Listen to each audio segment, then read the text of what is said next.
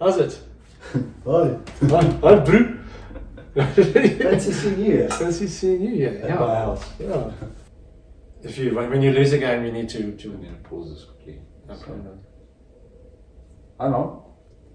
Yeah, no problem. Alright. This isn't part of the video. Okay, cool. Thanks, Mom. Bye. Bye. Okay. So who all do we have to beat now? We have to beat England. Well, the group has England, West Indies. Yeah. Yes, you're putting me on the spot here. 6 teams are South Africa, Australia, England, West Indies, and Pakistan and India are the other group. It's on Sportstats. Let me just check the website. The home of sport. Australia, South Africa, England, Bangladesh, Sri Lanka. Bangladesh and Sri Lanka.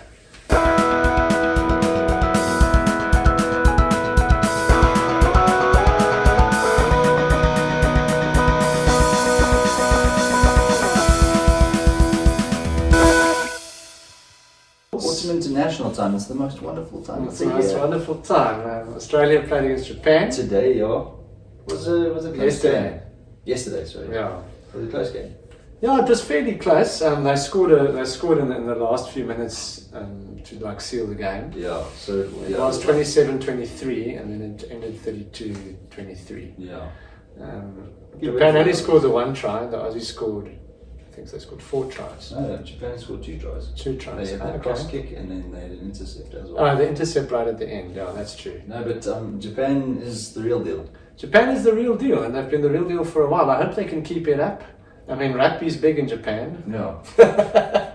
but what's like so interesting to see is you've got the USA who lost by 100 points yesterday to New Zealand. They're going backwards. And they're going backwards. Japan's going forwards. Yeah.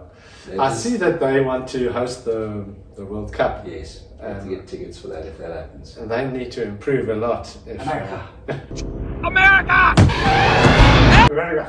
If they want to compete at all. Because look at what Japan did when they hosted it. I don't mind. There'll be lots of tickets available then if they don't make it through. No, but they'll put a lot of money into rugby for like 4 years. Yeah. And try and get somewhere. Yeah. But in any case, so Autumn International, so the next weekend, Scotland, Tonga. Yeah. So, Tonga, they won't have the set piece and stuff, I don't think. no. Yeah. And Wales, New Zealand, that will be the big one. It's going to be very interesting because Wales have only played Southern Hemisphere teams since in 2019. Since 2019. Played us in the semi and they played New Zealand in the playoff. Yeah, we've at least played against the Northern Hemisphere, but when we played the Lions. So we used to do that style and to the players, and some of our Springboks have played in conditions over there because of playing for Sale and all those clubs and stuff. It's going to be very interesting to see where New Zealand is actually. Yeah. Like they've played, I mean, at the Gold Coast and wherever they were now.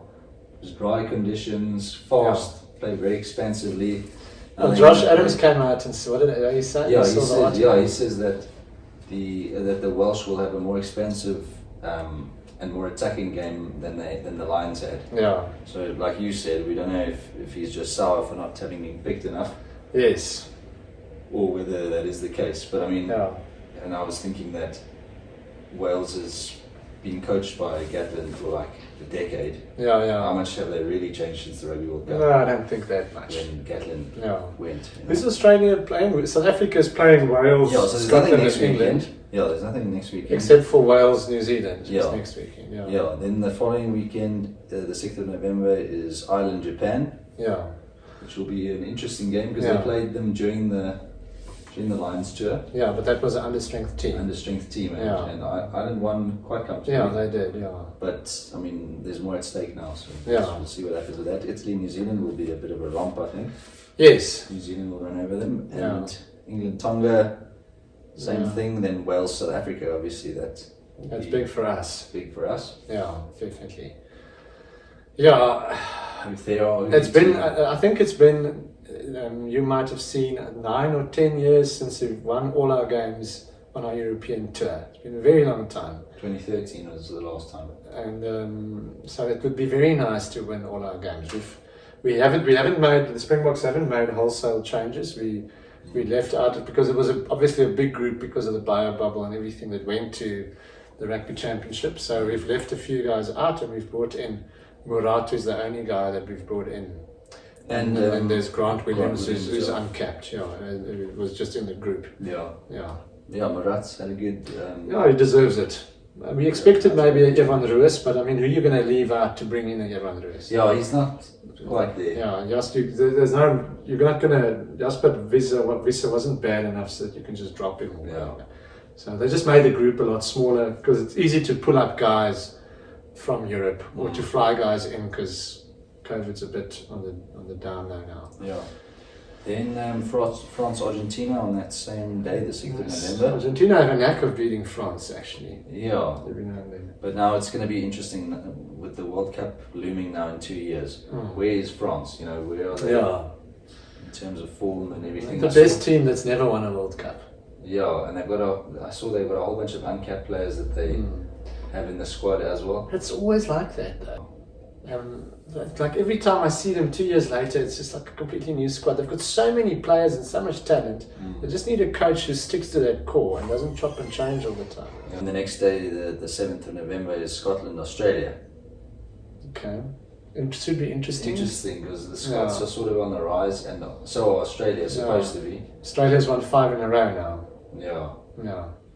So we'll see what happens there. Then the following weekend, we've got Italy versus Argentina.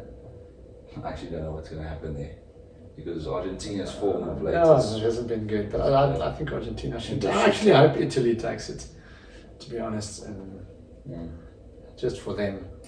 Then Scotland, South Africa. Yeah, I think we should take that. Yeah. It'll be interesting to see now with the South Africans that are in the Scottish team.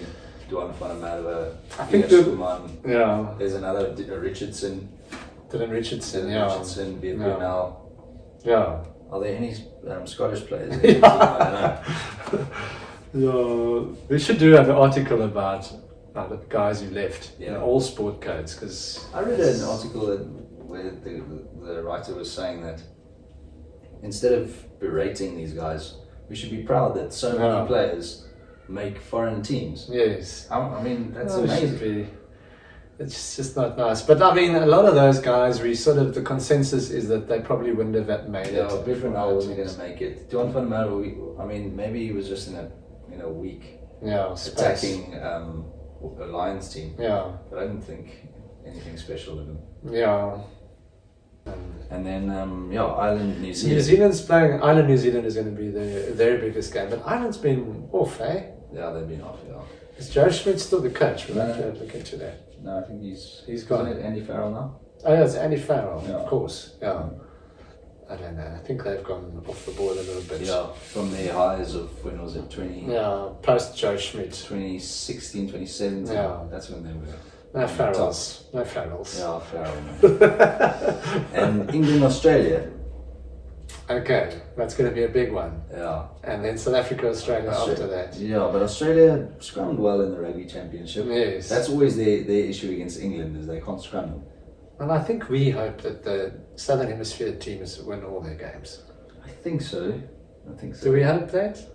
Australia? Australia, it's hard for me to support those guys. No, me too, but I think it will be nice if we just go. Yeah, it will be a confirmation of times gone by, because recently it's felt like the Northern Hemisphere sort of resurgent. Yes, and with United Rugby Championship, where the South African teams can get a foothold. Yeah. Not going to go into refereeing again. I'm going to go into that again. Yeah. Then France, Georgia, Wales, Fiji. Those are the minnow sort of games. Then Saturday, the 20th of November, Italy, Uruguay, Scotland, Japan. Oh, interesting. That should be an interesting one. Japan would target that as their game that they want to win. Yeah. I think. Yeah, well coached Japanese team. Yes. Yeah. Still Jamie Joseph and Tony Brown. I think so. Yeah. Yes. Yeah. And England, South Africa. Twickenham. That's going to be a big one. They're all big. Actually, the Northern Hemisphere is a lot better than they were in the past. Yeah. It's 3 big games. Scotland as well. I mean, Yes, we've lost to them. We've lost to them. I mean, back in the day, we would never have dreamt of losing to Scotland. Yeah. I think it's both two things. I mean, we went through a bad time in Springbok rugby, and they've picked up the game a lot. Yeah. And what's that? Cotter, he had a New Zealand coach, had a big part to play in their resurgence. Yeah. As well. It's kind of like this tour can either go extremely south, or it can, go well, obviously. But I just mean, yes, it's easy to lose to Wales or Scotland. Definitely. We'll have to be on top. We'll have to be like we played against New Zealand. If we go there and we think, we can just arrive, it's going to be bad. I don't think we will. I think we'll take it very, very seriously. Yeah. We've had a good rest. And there's news now. Russie's going to be there. Russie's going to be there. So there'll be. Did you hear today apparently World Rugby agrees with his decisions. With Russie's thing. So all they have to show is that. So the whole thing about bringing the game into disrepute or whatever, they have to show that Russie leaked it. Yes, and it's apparently reports that it came via Australia. And which is funny because, it's an Australian. It was an Australian ref. Yes. So perhaps he showed it to one of his buddies, and it was leaked that way. Yeah. Because you're allowed to send a video. Apparently, in the past, other guys have sent videos directly to the ref.